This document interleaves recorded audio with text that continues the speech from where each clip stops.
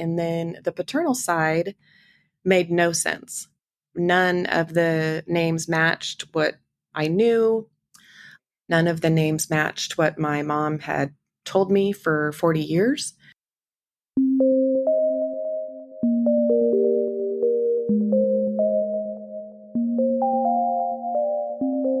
Hello, you are listening to NPE Stories. This is a podcast where NPEs can share their story. I am your host, Lily, and I found out I was an NPE through an ancestry DNA test that changed my life forever. NPE is a term that stands for Not Parent Expected or Non-Paternal Event. This means that one or more of our parents are not who we believe them to be. NPE Stories is a podcast where NPEs can share their story of what their original family was like, how they found out they were an NPE, and what their journey has been like since the day they found out. And welcome to episode 183. And today I am speaking with Jess. Hi, Jess. Hello, Lily. It's so nice to meet you. You too. Thank you for having me. Yeah, thank you for doing this today. We are going to get right into your story because I don't know anything about you other than that you are an NPE, correct? Yes, ma'am. That's correct. Okay, so on this podcast, we normally start with getting to know you and your family of origin and a little bit about what your childhood was like. So why don't you go ahead? Okay, perfect. So I was born in 1977 in a small town in Idaho, and I was born into a family with one older half brother and one younger. Well, I guess he came along 2 years later, silly me. And it was my mom and a very abusive birth certificate father. My stepdaddy came around when I was 3 years old, which was a great blessing to all of us. And he was a very loving father and who I call dad to this day. Like I said, he came into my life when I was 3, but at that point in my life, my birth certificate father wanted time with us, and interestingly enough, mostly with me. And I had to endure very harsh abuse from him. And it was mostly directed at me, like I said, and not my younger brother, who was his biological father as well. My older brother was from my mom's first husband, who she had when she was 16. And my mom worked full time. My stepdad worked full time. And my older brother, who's 7 years older than me, spent many hours taking care of me and my little brother. Me and my little brother are only 2 years apart. And like I said, thank goodness for my stepfather. He helped fight against my birth certificate father.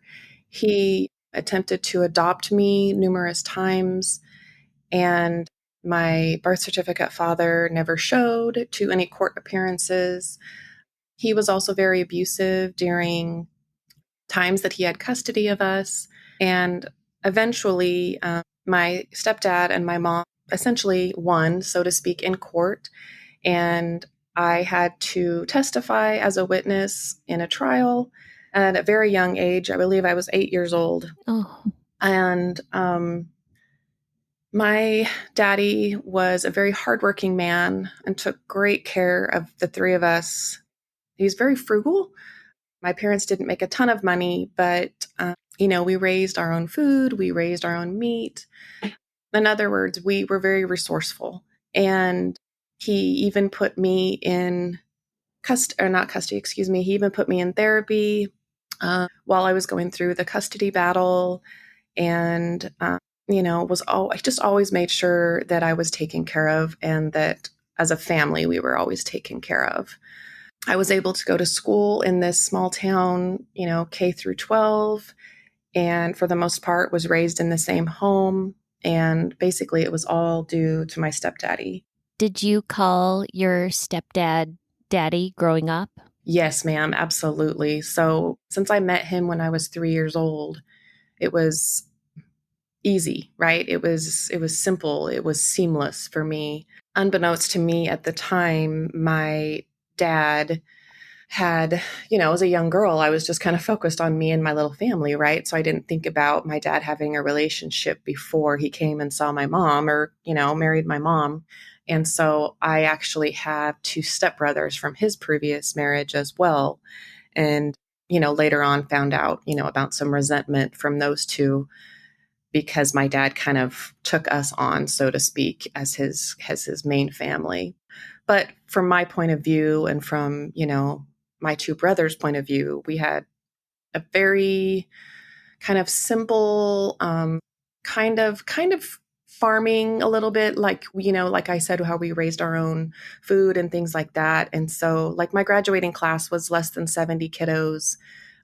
So it was simple. You know what I mean?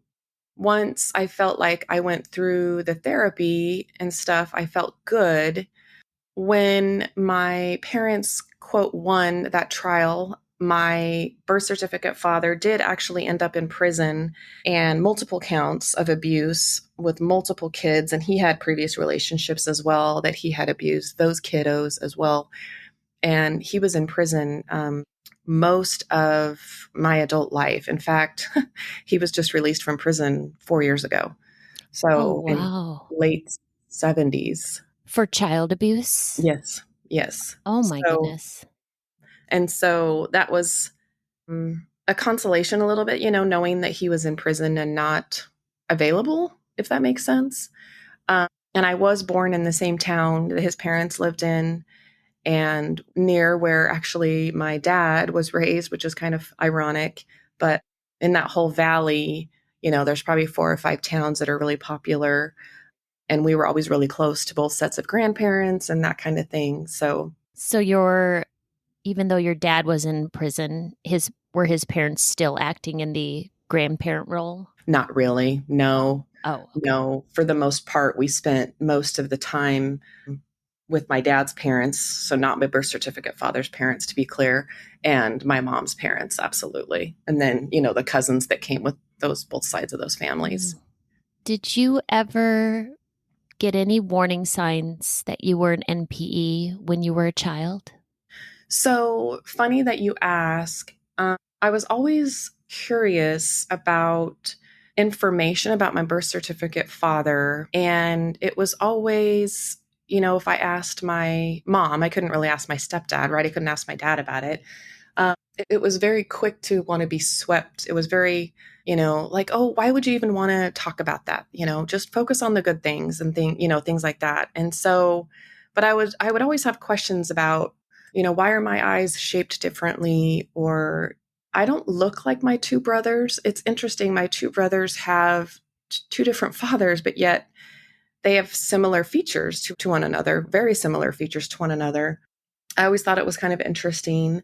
I'm taller than my brothers, and I always thought that was kind of fascinating. I'm much taller than my own mom, and there were just always things that I was curious about. I mean, even to the point where I was looking up my birth certificate father's prison record and looking into, what does he look like? And I was even to the point where I was looking at his booking photo. Do I look like him? So yes, I was curious, but I didn't think that I had to question it. Does that make sense? Yes, it Because I does. didn't maybe want to question it. I was concerned for a while that I had a mental illness. Like I said, my birth certificate father was very abusive and had a case, or no, excuse me, had a history of mental illness. And I was very worried for many years, even when I got married and shared with my husband, that I would inherit that mental illness. And very worried. I mean, to the point where I thought I needed to go to therapy when I was older and just make sure that I was tested correctly, things like that. Since my birth certificate father was in prison, felt like I didn't have access to a lot of his medical and health information. And so when I was filling out medical forms, many times I really didn't know what to put. And I would just call my mom and just ask her, okay, tell me about this, from my birth certificate father. And of course, she was guessing to some degree as well, right? Yeah. You probably didn't keep in contact with him then since of the child abuse and he was in prison. Correct. I did not. Yes. How terrible. I'm so sorry. Oh, thank you. I appreciate that. Jess, how did you find out you were an NPE?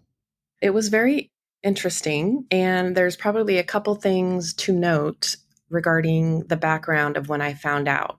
So, the first thing I should mention is that I moved to Texas. I've only lived in two states my entire life, and that's Idaho and Texas. And I moved to Texas the week between Christmas and New Year's of 2019. And we all know what happened in the spring of 2020. So it was just, or excuse me, we moved to Texas the Christmas between 2018. I'm sorry. So we lived in Texas for a full year. Then, Christmas of 2019, my mother in law bought me a DNA test. And I should probably also mention that my daddy passed away from cancer about a month after we moved to Texas. Mm. In fact, my parents had airline tickets to come to Texas and look at our new home, and my dad never made it. And so he passed away in February of 2019. So I was in a new state. I had just lost my daddy. I had only lived in Idaho for 41 years. And so I was getting to know my new surroundings. I was getting to know my new schedule, taking care of my young kiddos. But I'm still curious about my medical background. And also at this point, I have two kiddos of my own. My husband has two kiddos from his previous marriage. And so when, their medical information was easy to figure out, right? And so when I would take my little ones to the doctor, I was always curious about their paternal background, and so from their mama's side, and so I wanted to get that information. And my mother-in-law, sweet and kind lady that she is, she bought me a DNA test for Christmas, and I got the results back in February of 2020, and it was less than a month to the day that the world shut down after I got my results. So I am sitting at home. So I'm in Texas, and we had just had some friends from Idaho at the house. And it's important to mention this because there's a connection there, which is kind of ironic. The friends that we had at our house were lifelong friends of my husband and I's, and they actually work with my newfound family. So that's kind of interesting. So I got my DNA results in the app on a Friday afternoon, chose to ignore the results until Sunday when my friends flew back to Idaho because I wanted to give them my full attention. Sunday evening, I decided to open up the app and check the results. And I'm very new to this and to the app. And so I was even to some point kind of trying to figure out what was what and maybe questioning, whether there was a learner error there. And so I was looking at the maternal side, and of course, everything made sense. And I had a few cousins on there and a lone aunt that I hadn't talked to in a while, but of course, I knew who she was. And then the paternal side made no sense. None of the names matched what I knew. None of the names matched what my mom had told me for 40 years. It was very interesting. It was like kind of shocking, but almost like, oh, this must be a mistake. And so my husband was actually upstairs watching sports, and I went in and I was like, babe, check this out. And he's like, well, honey, DNA doesn't lie. And I'm like, what should I do? And he goes, well, you need to call your mom. And so I call my mom, who's still in Idaho, and I'm like, Mom, do you know this name? And she says, oh yeah, I dated that guy for a little bit when I was younger. And I said, well, Mom, I said, remember that DNA test that my mother-in-law bought me? And she said, yeah. And I said, well, I got the results back. And she's like, oh. And it was very quick and it was very short, and the mood changed. And unbeknownst to me, she had answered the phone on speakerphone, and my aunt was sitting with her, and my aunt is laughing in the background. And so there's obviously some information that maybe my aunt knew, I don't know, or maybe she knew that name and was just laughing because she knew the history there.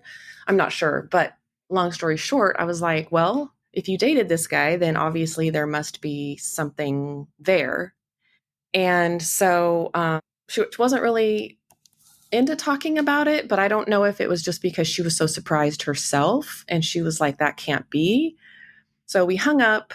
And then, of course, what do I do? What everybody does. I went to Facebook and I found people that were on the tree and I looked them up. And get this, one of the mutual friends was my friend that had just left for the airport. Mm. Those two, my mutual friend works with my sister, my new sister that I never had. So remember, I was raised with an older brother and a younger brother. And I'm now looking at a family tree that contains three brothers, three new brothers, one new sister, one new father, and one new grandfather. And my grandfather at the time was, well, he passed away when he was 98, and I've known him for 4 years. So what a blessing that I got to meet him. And took me 3 days to, in fact, I was almost to the point of calling a paternity lawyer and seeing if I needed to get a second opinion. I was just so convinced it was wrong. I just couldn't believe that it could be right because of everything I was told for years and years and years. And it took me about 3 days to finally click the button that lets them know that I now know, if that makes sense. Mm-hmm. I called my mutual friend and I said, do you know this person who's supposed to be my sister? And she says, yes, she's beautiful just like you. Mm-hmm. And she has big eyes and she's funny and she's smart. And she goes, you guys kind of look like each other. Wow.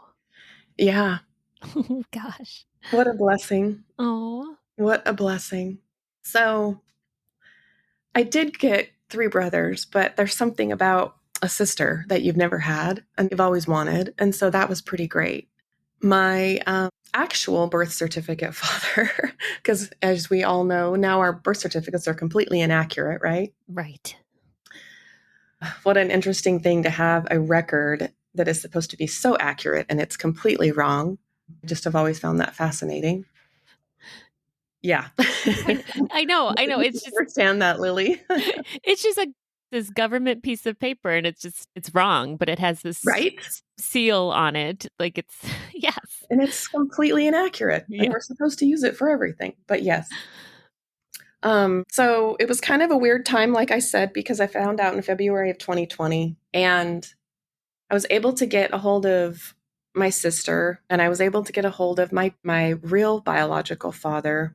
And all of a sudden it was like, we want to meet you and we want to come visit and we'll come down to see you. And I don't care that it's a pandemic and I don't care that there's this virus and because we were just so excited to want to meet one another, right? Aw. And I spoke with my husband about it and he's been loving and supportive from the get-go, which has been just a blessing.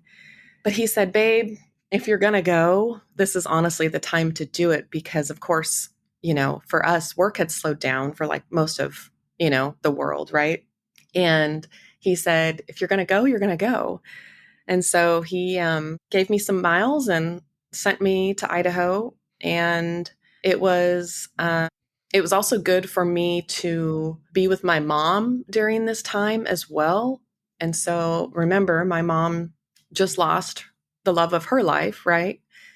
And so I think she was still grieving that. And then, of course, we were going through this. And I think she was also having some new memories that were not good for her. And I think that she had blocked for many, many years. And so she actually went with me to meet my new father, my new stepmother, my sister, one of my brothers, and all of the family that goes along with all those people. Oh wow. How did that go? It was completely amazing. It was completely amazing. They're positive, they're fun, they're a joy to be around, they're funny. Oh my gosh, they're so funny. Everything is a joke and a sarcastic and it's just fun. But they love fiercely and they're loyal and it's just great. It's just been such a blessing for sure. I can't believe your mom went with. Did she remember their connection? Oh yes, you'd said they dated. How Well, I don't really know that they quote dated. I mean, The funny, loving quote that we have in our family now is the 70s were a different time, right? So Yep. I can say that I was a 70s love child. Yes. And at first I didn't really appreciate that, but now I'm like, oh, it's just funny and it is what it is, right? But I think, I can't speak for her. I love my mom, but I think maybe she was curious as well. And I think she maybe wanted to see what they were all about to some degree. Mm-hmm. And I think there was also a motherly protection there as well. My biological father changed a lot and for the better in the last 20 years. And so I think she also wanted to make sure that this person was definitely who they said that they were. Even though I was 41 years old, I think she wanted to make sure that I was still in good hands, so to speak, if that makes sense. Yeah. But I think she was also curious as well and wanted to see what everyone was like. So, and looking back, I think if there was ever a situation where my daughter was in something similar, which she would never be, but I would want to be with her, right? Looking back, I'm like, Yeah. that makes sense that she would want to be with me. And so, yes, it was hard for her. Yes, she does remember. She thinks the moment and the moments that were surrounding that evening. Um, and yes, it brought up some memories that she at the time maybe wasn't ready for. Like I said, the grief that she was still having and still has over my dad, maybe not the best timing. You know what I mean? Yeah. So She was probably about 18 or a teenager at the time of your conception. she was 20. Hold on, let me think here. She was 23. Oh, okay. 23. Mm-hmm. And Young. she had just gotten done with her first relationship from her Mm. first marriage. Oh, that's right. Okay. Was she married to your birth certificate father at the time? At the time, I don't know. Mm. That's a good question. I'll have to Mm. look into that. Mm. I want to say yes, but I'm not completely positive. But that was who she was, quote, with, if that makes sense, when I was born. Yes. Yes. Your birth certificate father, I know he's not in your life, thank God. Does he know any of this? Did he know you had a different bio father? Does he know now? No, he never knew, and he doesn't know now. Yeah. And he doesn't need to be in your life at all, it sounds like. There's really no reason that he would or need to know. I have zero tolerance for anyone that abuses a child. So, yeah. Yeah. So it sounds like you are really connecting with your biological paternal family. They sound lovely. You call them fun and funny. I love how you say they love fiercely. Yes. Mhm. So it's kind of crazy how I moved from my home state. And then a year later, I find out that most of my family is in my home state. There was some grief there for sure that I had 41 years in the same state. Get this, my sister, where she currently lives, if you stand in her front yard, you can see my old backyard that I was raised in. Really? And it's a small town, right? So it's like crazy to think about. I mean, I have an older brother that's 6 months older, Oh. and they were always in the same town that I was in. Mm.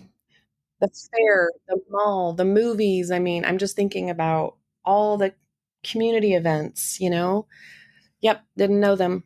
That is crazy. And my family, my biological father, his dad was very well known in the community.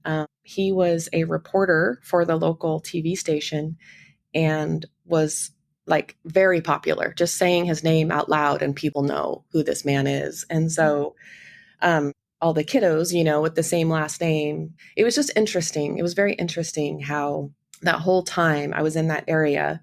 And then I move, and then my dad passes away. And then I find out about this family that was there the whole time. And this may be a sensitive topic, but you did say your new stepmom is wonderful.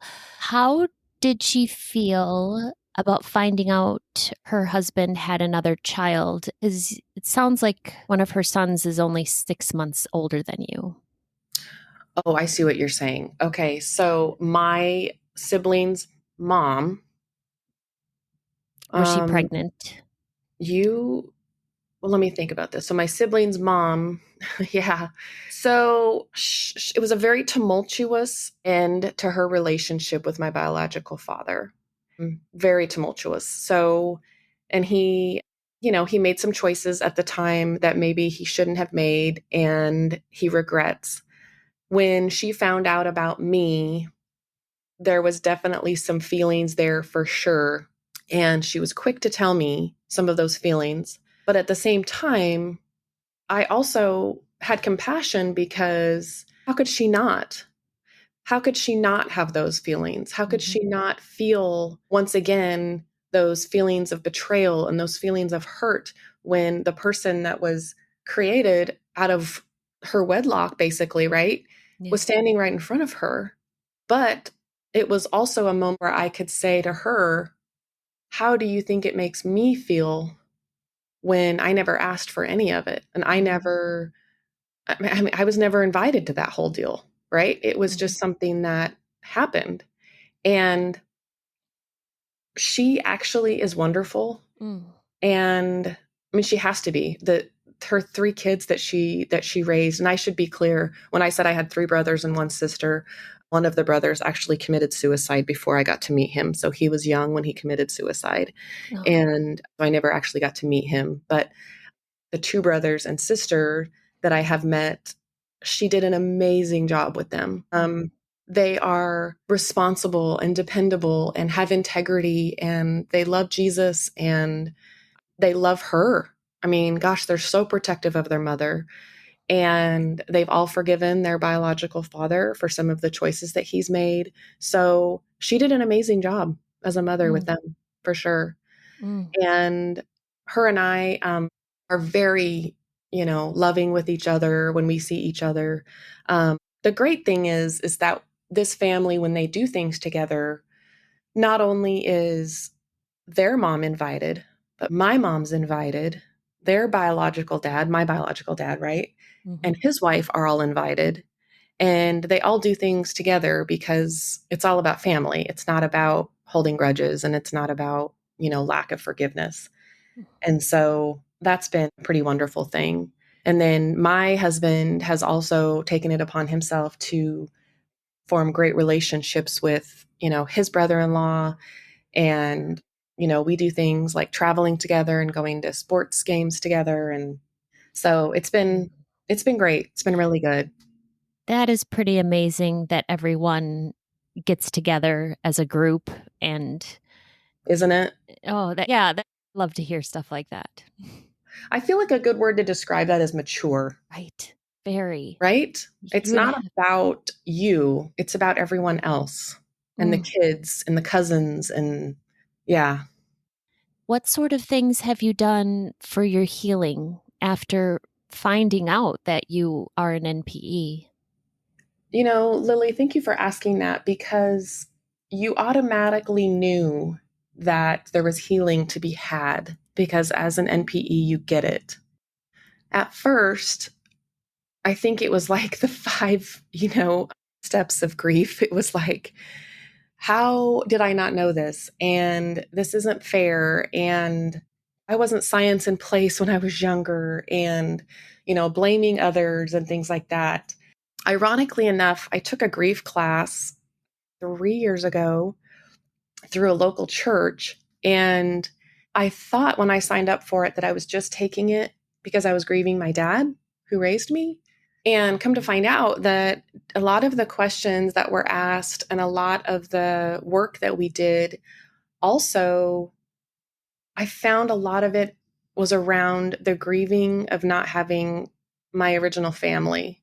And I was so thankful that I took that class because it brought out a lot of things that I didn't realize was there. And I've always been big on journaling anyway.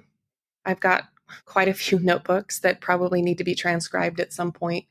But that class helped me understand what questions I needed to be answering in my journals and how to handle, some of that information that came up in my heart and not have misguided anger about the information that I was working through, if that makes sense. Yes, it does. So I did go to a therapist for a short period of time, but honestly, I feel like the class was the best, and it was weekly for like 12 weeks, and it was one of those things where you go to class and it's like you got to work on this. It's right in front of you, you know, Mm-hmm.